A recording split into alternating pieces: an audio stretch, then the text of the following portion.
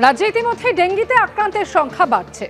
Drone উড়িয়ে নজরদারি চালিয়ে ধরা পড়ল সরকারি স্কুলের ছাদে জমা জলের ছবি।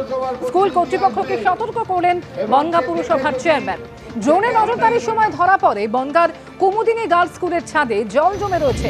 সচেতনতা প্রচারে বেরিয়ে স্কুল কর্তৃপক্ষকে জমা জল পরিষ্কার করার নির্দেশও দেন বনগাঁর পুরপ্রধান গোপাল শেঠ। বর্ষায় ডেঙ্গি রুখতে গতকাল বনগাঁ শহরে সচেতনতা মিছিল করেন পুরসভার কাউন্সিলর থেকে শুরু করে স্বাস্থ্যকর্মীরা।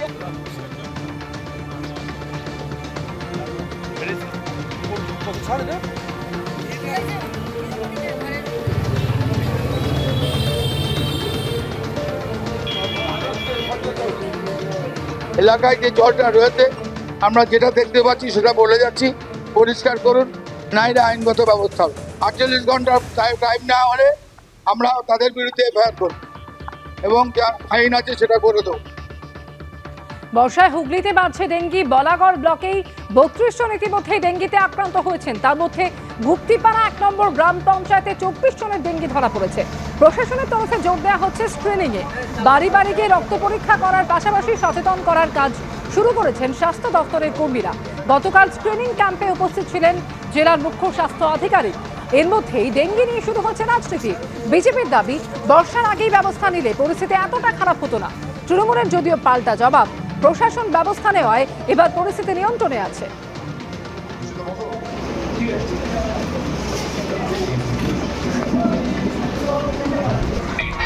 একদিকে বলাগড়ে বাড়ছে ডেঙ্গিতে আক্রান্তের সংখ্যা, অন্যদিকে বনগাঁতে ধরা পড়ল ড্রোন উড়িয়ে নজরদারি চালানোর ছবি, যেখানে সরকারি স্কুলের ছাদে ধরা পড়ল জমা জলের ছবি।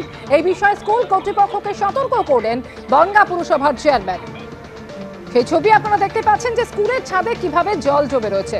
Kumudini girls school. অন্যদিকে বলাগড় ব্লক, সেখানে ইতিমধ্যে 32 জন ডেঙ্গি আক্রান্তের খোঁজ মিলেছে।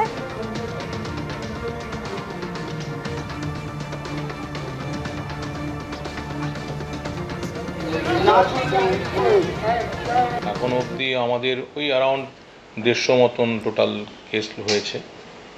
আর মিউনিসিপ্যালিটি যেগুলো অ্যাফেক্টেড আছে, যেগুলো যেমন ওখানে ডানকুনি, রিসরা, চাপদানি, চুচুড়া, এই এলাকাগুলোতে আমাদের বেশি প্রকোপ। আর ব্লকের মধ্যে বলাগড়, মগরা, ওখানে আছে জাঙ্গিপাড়ায় মাঝখানে হয়েছিল, এখন আর নেই এটা। এরকম বেশ কিছু ধারে কাছের আশেপাশের ব্লকগুলোতে, এই পেরি আরবান ব্লকগুলোতে আমাদের একটু প্রকোপটা। এর মূল কারণ হচ্ছে আমাদের এখানে অনেকগুলো নিকাশি নালা রয়েছে, যেগুলো বহুদিন ধরে সংস্কার হয় না, সেখান থেকে জমছে।